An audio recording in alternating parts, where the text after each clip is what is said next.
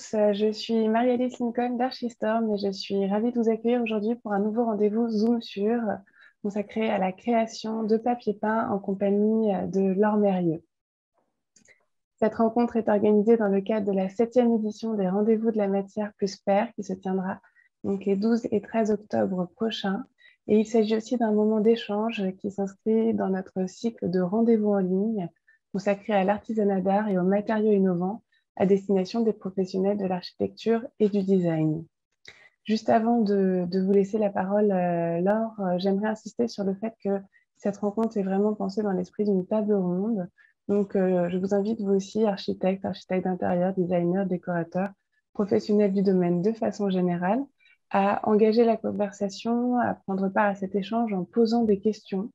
Vous pouvez utiliser l'onglet discussion qui se trouve en bas de votre écran normalement pour m'écrire directement dans vos questions et on prendra le temps d'y répondre au fil de la discussion. Et voilà, je veillerai à bien retransmettre toutes les questions.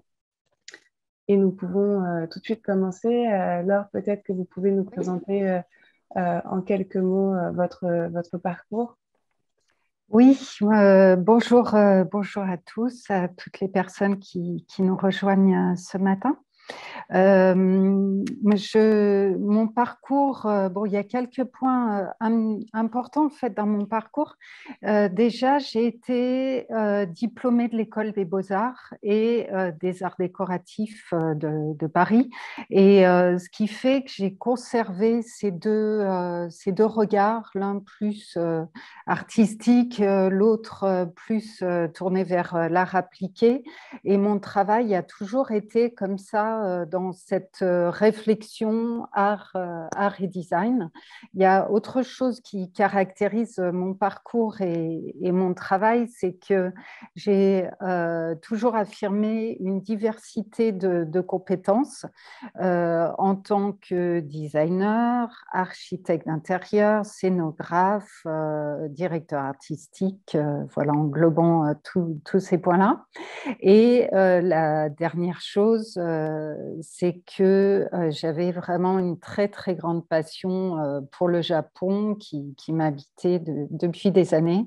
J'ai voulu vivre, j'ai débuté donc mon expérience professionnelle à Paris en indépendante, mais j'avais vraiment envie de vivre cette passion. Donc, je suis partie au Japon, où j'ai ouvert mon studio de création. J'ai vécu 15 ans en Asie, donc ça, c'est aussi quelque chose qui a vraiment marqué mon parcours, 11 ans au Japon. Et j'ai eu l'occasion de travailler en plus sur des projets vraiment ambitieux, vraiment de challenge. J'ai travaillé entre autres pour 10 ans pour la maison Hermès sur des scénographies de vitrines, sur des scénographies d'événements. Et j'ai réalisé aussi beaucoup de projets d'architecture intérieure dans le monde du luxe. Et c'est vrai que pour ces projets, je concevais vraiment tout l'ensemble, donc aussi bien le mobilier, l'éclairage, le papier peint. Et je crois que bon, bah, forcément de là a découlé cette envie aussi de développer ma propre collection et ce travail aussi que je fais actuellement avec les papiers peints, les papiers de l'or. D'accord. Très bien, et justement voilà, au sujet de ces papiers peints, j'ai pu identifier peut-être deux aspects de votre travail, à la fois dans un premier temps une démarche finalement artisanale pour ce qui est de la création du motif, puis finalement un processus qui est industriel pour l'édition. Est-ce que vous pouvez nous parler un petit peu de ces différentes étapes? Bah oui, c'est vrai qu'il y a différentes étapes. Il y a d'abord la partie création. Donc là, je suis dans mon atelier à Paris et je travaille sur mes papiers, sur les pièces uniques en fait. Ensuite, il y a un travail de post-production où là, en fait, qui découle de la création et pour la mise en place de la collection, où là, en fait, je commence déjà à photographier les pièces uniques, les œuvres que j'ai réalisées, et pour une étape de travail en numérique où je mets en fait en exergue la matière et je travaille évidemment les couleurs. Et puis ensuite, il y a la partie impression. Donc là, j'ai fait une recherche aussi de fabricant, un fabricant français qui soit dans une démarche écologique. Et donc là, il y a la partie que je délègue pour l'impression du papier peint. D'accord. Et donc, peut-être qu'on peut commencer par cette partie création artisanale. Vous utilisez alors des motifs, des couleurs, des formes qui sont presque organiques. Oui. Comment les obtenez-vous? Voilà. Comment travaillez-vous Euh, ces formes? oui, je travaille sur papier. Mais j'interviens en fait toujours préalablement sur cette matière en fait, sur la matière du papier avant de peindre avec des encres et des pigments naturels. Et en fait, en travaillant cette matière, il y a un relief de la matière qui est créé et qui va jouer en fait, qui va provoquer un jeu d'ombre et lumière en quelque sorte que je vais mettre en exergue avec les encres.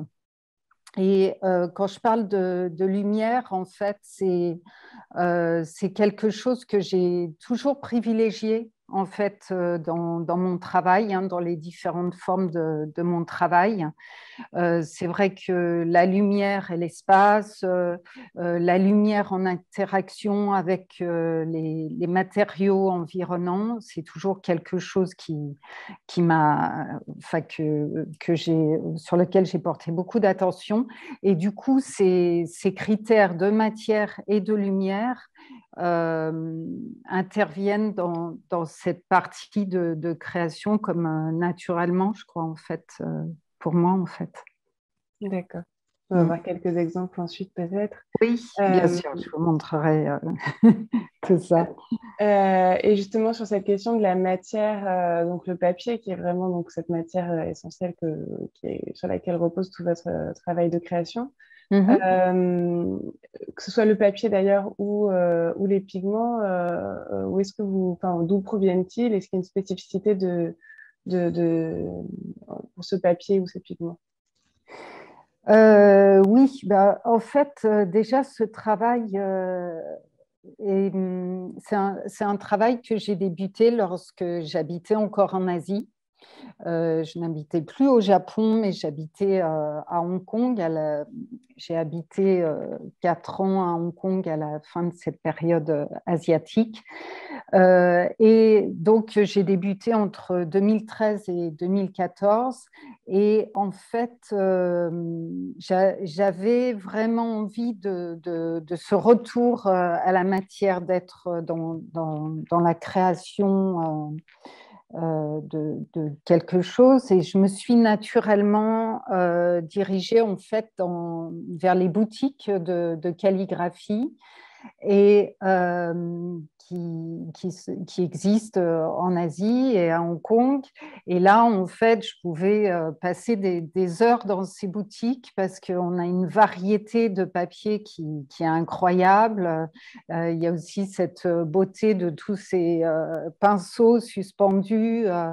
Et déjà, là, quand je parle de matière, bah, c'était déjà ça, parce qu'il y a une telle variété de papiers. Évidemment, on les regarde, mais surtout, on les touche. Donc, j'ai vraiment sélectionné toutes mes matières de cette façon. Et puis également des encres. Et donc là, je me suis tournée en fait vers des encres de Chine qui sont noires. Là aussi, on a vraiment toute une variété de densité de ces encres et de profondeur. Et puis, il y a des encres de Chine de couleur aussi. Donc, entre autres, moi, je suis partie au départ vraiment sur le noir, le bleu. Et après, je mélangeais, c'était un petit peu ma cuisine. Voilà, je mélangeais avec des pigments naturels. Quand je suis partie d'Asie, j'ai ramené un très, très gros stock que j'ai épuisé il n'y a pas très, très longtemps d'ailleurs. Et puis là, je continue vraiment à travailler sur des papiers d'Asie. Maintenant, je vous en parlerai aussi un petit peu après, mais je suis jamais définie sur un modèle de papier. Donc, je travaille sur des papiers de film naturel. Ça peut être des papiers de chanvre, de riz, de coton, de fibres aussi de prunier. Donc, ce sont que des fibres naturelles. Mais voilà, en fonction de ce que je recherche, je vais me tourner vers un papier plutôt qu'un autre. D'accord. Et vous parlez donc de fibres naturelles. Il y a quelques instants, vous parliez aussi donc d'écologie. Justement, dans du passage de ce travail artisanal au travail industriel, finalement, comment vous faites en sorte de respecter cette démarche éco-responsable et peut-être aussi donc, dans le choix des éditeurs de papier?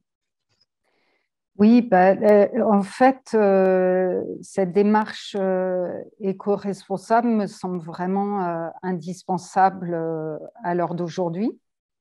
Donc, c'est vrai que j'ai basé, pour moi, l'éthique de cette collection de papier peint, les papiers de l'or, est vraiment basée sur une fabrication écologique française et de qualité. Donc, j'ai réalisé une grande recherche de fabricants, donc fabricants français, et qui pouvaient répondre à cette démarche.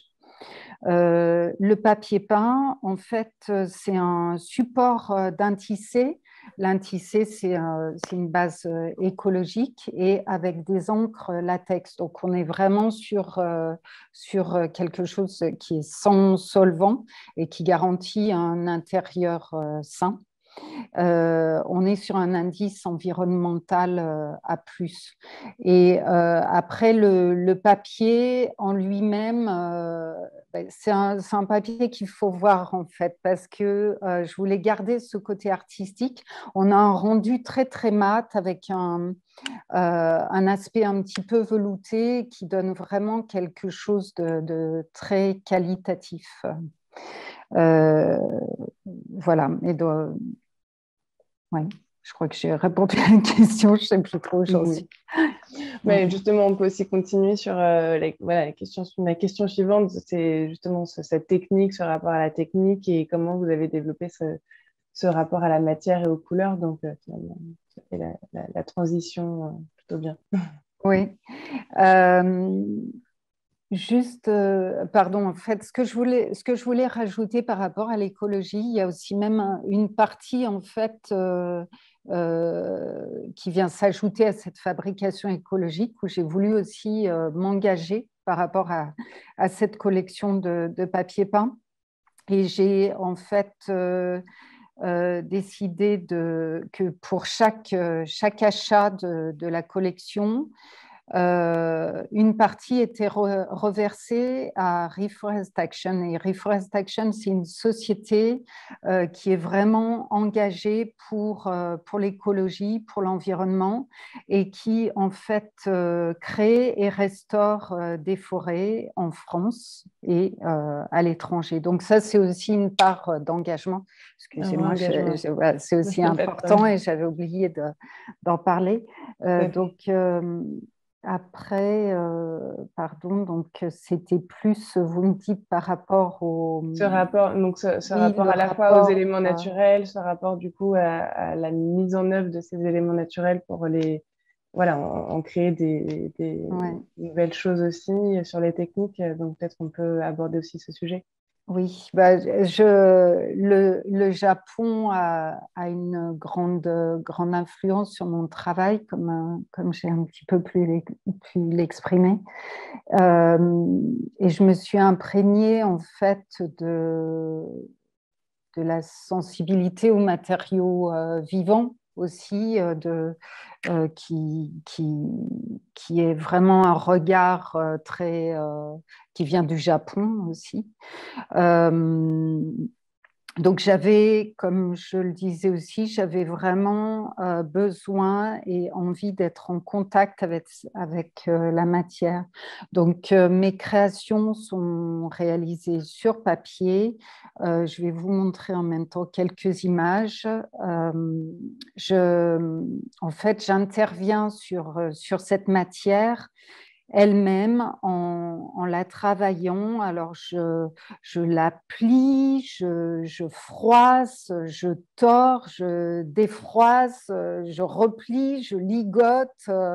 En fait, je suis vraiment dans l'expérimentation de la matière du papier.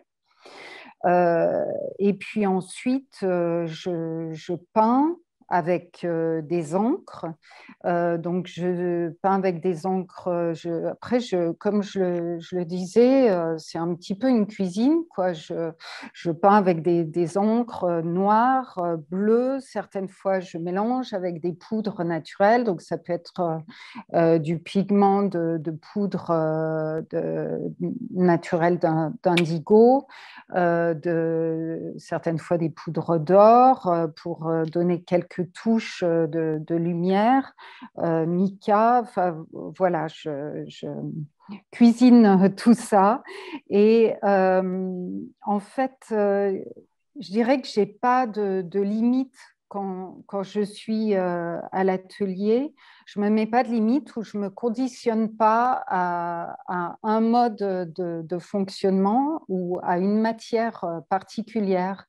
Quand je parle beaucoup, je pense, j'ai employé déjà plusieurs fois ce mot, mais d'expérimentation ou le fait d'explorer. Et c'est vrai que pour moi, c'est vraiment important, toute cette partie-là. Et puis après, lorsqu'il y a une partie de ce travail par rapport à la façon dont j'ai travaillé qui m'intéresse vraiment, bon, ben, évidemment, je vais approfondir, ce travail-là. Et mes créations, en fait, comme vous pouvez le voir, en fait, sont dans les tonalités bleues. Et donc, même si je mélange comme ça tout un tas de médiums, tout un tas de matières, ce que je recherche, c'est vraiment le bleu de l'indigo, en fait. C'est dans ces bleus les plus profonds jusqu'aux bleus les plus subtils. Et là encore, quand je suis dans le bleu, c'est vraiment relié au Japon parce que c'est une couleur emblématique et traditionnelle au Japon. Le bleu est utilisé depuis le XIIe siècle par les tisserands au Japon. Et voilà, c'est vraiment une couleur très, très emblématique. J'ai quelques autres photos. Voilà. Le Japon qui est donc toujours votre source d'inspiration. Oui. Une plutôt belle source d'inspiration. Et justement, en fait, je me posais la question, mais ça paraît évident avec ce que vous venez de dire et puis ce qu'on voit aussi à l'image sur la part que vous accordez à l'exploration, à l'expérimentation. Voilà. Est-ce que vous continuez toujours de développer des nouvelles formes, des nouvelles couleurs? J'imagine que oui, du coup, avec ce que vous venez de dire. Oui, alors, c'est-à-dire que, pardon, vous voulez voir plus Non, mais c'était voilà, juste une remarque voilà, on sent bien que c'est vraiment un travail exploratoire et oui, que oui. finalement, voilà, ce qui vous Mm. plaît le plus, c'est ce travail de recherche aussi. Il y a une part d'imprévu finalement, à la fois vous travaillez le papier, les formes, Ouais, mais ouais. c'est le résultat final et il y a une Oui, part d'imprévu, de complètement. Oui, spontanéité. oui, oui.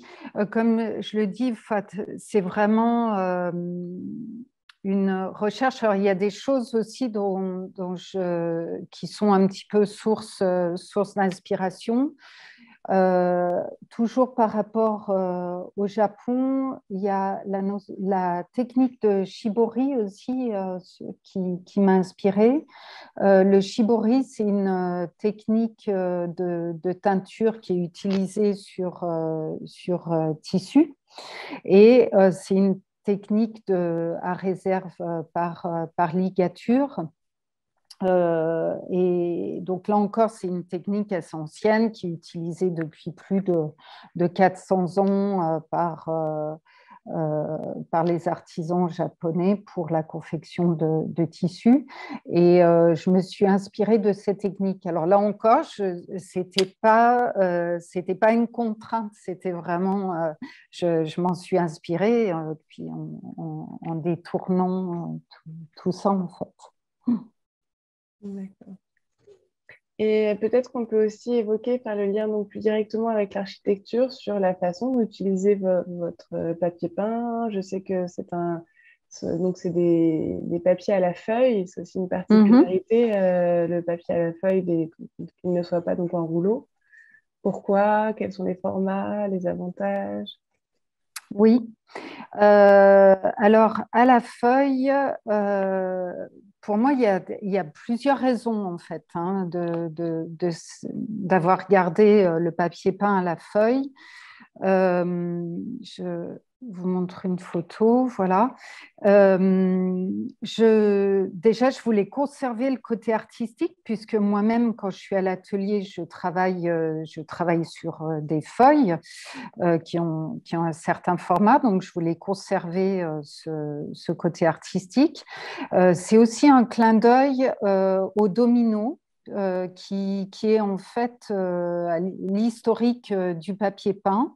Le papier peint est donc né au XVIe siècle et avec des papiers qui étaient de petit format, hein, de type à peu près A4, qu'on appelait les papiers dominotés et qui servaient à composer un mur et donc la décoration du papier peint.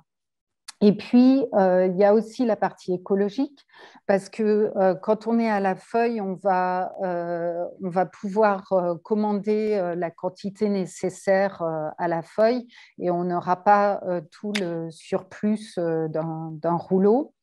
Et puis, enfin, la dernière chose, c'est aussi que la feuille laisse vraiment une grande liberté de composition. On va pouvoir jouer, composer comme on le souhaite. Alors, les feuilles sont de format comme je l'ai montré sur l'image, de 60 centimètres par 85, j'en ai un petit peu derrière moi, ce qui représente en fait un petit peu plus d'un demi-mètre carré. Il n'y a pas de raccord. Puisque je conserve ce côté artistique, en fait, donc on joue avec la feuille et on n'est pas du tout sur le raccord. Et j'ai envie d'en profiter, en fait, pour vous présenter la collection, peut-être. J'ai donc 5 collections que j'ai déclinées en 4 couleurs chacune. Donc là, il s'agit de la collection Harimatsu, avec les 4 couleurs déclinées. Pour chacune des collections, on retrouve assez souvent un vert, soit un vert foncé, soit un vert qui est plus tourné vers le kaki. Le bleu aussi foncé était important pour moi puisque, comme je l'ai exprimé tout à l'heure, mes créations originales, je les travaille en bleu, donc c'était important pour moi de retrouver ce bleu dans la collection. J'ai souvent aussi l'or qui revient dans chacune des collections. Là, on est sur la collection Elixir, donc avec ses points et l'encre qui est diluée aussi. Et puis une 4e couleur qui là, soit dans les roses, les bleus ciel, voilà, c'est une couleur supplémentaire qui vient agrémenter la collection. Là, la couleur wabi, on est vraiment dans des matières, en fait, quand je parlais aussi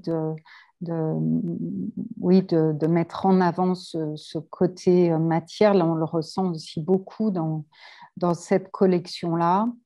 Un petit peu, voilà. Là aussi, le côté, j'ai vraiment conservé le côté froissé aussi de la matière pour cette collection résonance. Et puis la dernière qui s'appelle Memory, donc qui est un petit peu différente des autres. Là, on est plus sur des tâches. On a un cadre aussi, donc dans la composition, on peut vraiment jouer avec les feuilles et avec ce cadre. Voilà. Et justement, j'allais y venir aussi. C'est vraiment un jeu de composition finalement, le fait de travailler en feuilles. Ouais. Ça permet aussi de mixer, voilà, de composer réellement finalement une plus grande création à partir d'une feuille, ouais. Enfin, de plusieurs feuilles assemblées ensemble. Tout à fait. Oui, complètement. Donc, ce que je disais tout à l'heure, c'était le critère aussi de vouloir garder ce papier peint à la feuille. C'est justement que ça nous offre une liberté de composition. En fait, c'est à l'infini. Hein. On peut imaginer toutes sortes de compositions. Donc là, par exemple, je vous montre ces images, mais déjà la feuille peut être tournée verticalement ou horizontalement. Ensuite, on peut la mettre bout à bout, on peut chevaucher les feuilles, garder un espace entre chaque feuille. Je vais vous montrer comme ça différentes compositions, mais pour vraiment montrer que voilà, je crois qu'il faut, ce qui est bien, c'est de jouer avec ça. Et puis surtout, ça permet de personnaliser un mur. On parle beaucoup actuellement bon, de panoramique, mais là, justement, le panoramique, on le compose soi-même en fait, hein, puisque on peut même mélanger des couleurs. Voilà, là, je montre sur ces images, mais on peut mélanger des couleurs, on peut mélanger des motifs. Donc tout ça est vraiment à l'infini. Là, j'ai des images où j'ai mélangé on mélange une même collection, mais avec des couleurs différentes. Donc, on est sur une idée de patchwork, mélanger de différentes collections avec une même tonalité de couleurs.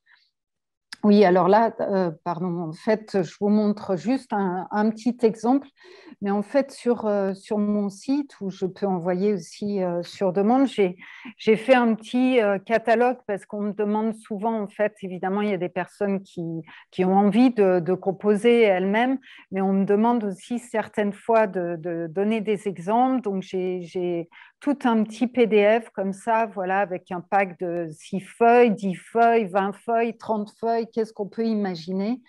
Et je donne justement des notions aussi de dimension.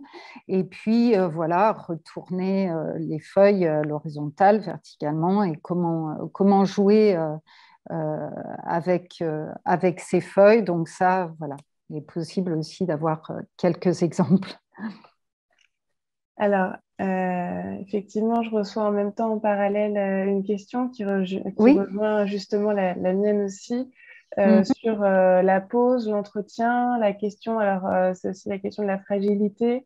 Est-ce que en pièce humide, c'est prudent ou en couloir, ou est-ce qu'il y a des espaces, des pièces à privilégier, tout simplement, voilà, par rapport à l'usage du papier peint et... Alors, c'est un papier peint déjà qui est vraiment facile à poser. En fait, l'intissé, c'est un papier qui est assez résistant, qui se pose facilement. Donc, de ce côté-là, c'est vraiment assez facile. On peut le poser aussi sur tout type de surface, à peu près. Hein. Voilà, il est facile à manipuler. Le fait d'être à la feuille, ça va être aussi beaucoup plus simple que d'être en rouleau, en fait, parce que pour le mettre de façon bien alignée, bien droit, voilà, c'est quand même beaucoup plus simple. Pour le coller, bah, c'est vraiment comme un papier peint classique, hein. On va être sur des colles standards pour papier peint tissé. Et ça, vraiment, c'est des colles qu'on trouve vraiment de partout, partout. On peut même, si on veut rester sur l'indice écologique, l'indice environnemental A+, maintenant, on trouve vraiment facilement, donc dans n'importe magasin de bricolage, le Roi Merlin ou autre, le label A+, on va le retrouver dans l'école. Après, pour l'entretien, c'est un papier peint. Comme je disais, ce sont des encres latex, il y a un rendu mat. Donc, c'est un papier peint qui est épongeable, que l'on peut nettoyer voilà, s'il y a des dégâts. Dans un couloir, on n'a pas trop de problèmes. Maintenant, ce n'est pas un papier peint qu'on peut utiliser dans une salle de bain, dans un endroit humide ou si, dans une cuisine, si c'est proche de salissure, il n'est pas lessivable, il est épongeable, mais pas lessivable. Après, une autre caractéristique du papier peint aussi, c'est qu'il est non-feu. Voilà. C'est une bonne chose aussi à savoir. Et donc, oui, effectivement, c'est les exemples de compositions qu'on a encore sous les yeux. Lorsque vous travaillez avec des architectes, alors comment ça se passe finalement? Est-ce qu'ils vous commandent directement? Vous avez aussi un rôle de conseil aussi. Est-ce qu'il peut y avoir des demandes particulières? Oui, en fait, tout est possible, hein. C'est très ouvert. Et en fait, il y a différents cas de figure. Soit l'architecte a une idée bien précise dans son projet de ce qu'il veut faire et de sa composition. Donc là, évidemment, il va juste commander la référence ou les références précises. Ou alors, c'est vrai qu'on m'a confié certaines fois tout un mur, donc avec des dimensions particulières, ou certaines fois plusieurs murs, et en me demandant de proposer une composition. Donc, souvent, en fait, ce qui se passe, c'est que l'architecte a une notion déjà de couleur ou des matériaux environnants. Donc, on va choisir déjà ensemble, peut-être, si ce n'est pas le motif, en tous les cas, les couleurs. Et puis, je fais des propositions un peu plus poussées. Et surtout, je vais donc à ce moment-là faire des propositions. Moi, j'appelle ça de mise en scène, en fait, de cette composition murale. Voilà. Et après, il y a aussi une partie sur mesure qui est complètement envisageable, c'est-à-dire avoir d'autres couleurs qui ne sont pas présentées dans la collection, ou pourquoi pas d'autres formes aussi. Là, évidemment, on va être sur devis parce que c'est aussi une demande bien spécifique avec un minimum de quantité, mais tout ça est complètement envisageable en fait. Voilà. Donc, vous travaillez, vous faites aussi du sur-mesure. Ouais. En parallèle, des collections donc, qui sont disponibles sur votre site internet et avec la possibilité, il me semble, d'envoi d'échantillons. Ah ben oui, bien sûr. Donc en fait, sur mon site, j'ai conçu un site qui est un e-commerce. Donc c'est vrai qu'on peut commander aussi directement sur le site. Sur le site, on va retrouver toute la collection. Bien sûr, j'ai des échantillons que l'on voit aussi derrière, mais ce sont des échantillons qui sont format A4, donc qui permettent quand même de bien voir la collection. Parce que oui, ça reste un format qui est assez grand. Donc ça, voilà, les échantillons, aucun problème. Ouais. Et pour les architectes aussi, peut-être une information qui peut être intéressante, c'est par rapport au stock ou au délai de livraison aussi. Comment ça, enfin, voilà, par rapport à vos éditeurs. Ça, c'est assez simple aussi. Disons qu'il y a toujours un stock, alors pour des petites quantités ou une quantité moyenne. il y a toujours un stock. Et après, le fait de travailler avec un fabricant français, j'ai un fabricant qui est très réactif. J'ai vraiment des coûts de délai qui sont très courts. Donc, il faut compter 15 jours, on va dire vraiment grand maximum si on est dans une période où il y a beaucoup de demandes, 3 semaines. Mais voilà, en général, autour de 2 semaines. Donc, on est vraiment sur des délais très courts. Très bien. Merci beaucoup pour toutes ces précisions. Dans tous les cas, je me chargerai donc de transmettre vos informations, site internet, voilà, l'ensemble des informations pour suivre vos actualités. Et puis, on vous retrouve Merci. lors du Salon des rendez-vous de la matière plus faire, Oui, donc les oui. 12 et 13 octobre prochains. Et Voilà, puis, j'ai vous serez hâte de donc, retrouver tout le monde. voilà, donc Ouais. à l'espace Marée-Marée et espace commune. On vous invite tous, bien sûr. Et on se retrouve également pour un prochain rendez-vous Zoom sur donc, le 1er octobre. On s'intéressera aux tuiles béton avec BNI Monnier. Donc voilà, merci encore beaucoup Laure. J'espère que cette Oui, rencontre aussi vous a plu. Et puis aussi, voilà, merci je reçois des Marie-Alice, messages de merci. remerciements. Donc voilà, je suis très contente que cette rencontre vous ait tous inspirés. Et je vous souhaite à tous une très belle journée. Merci beaucoup. Bonne journée à vous tous. Oui, merci. Merci, au revoir. Au revoir.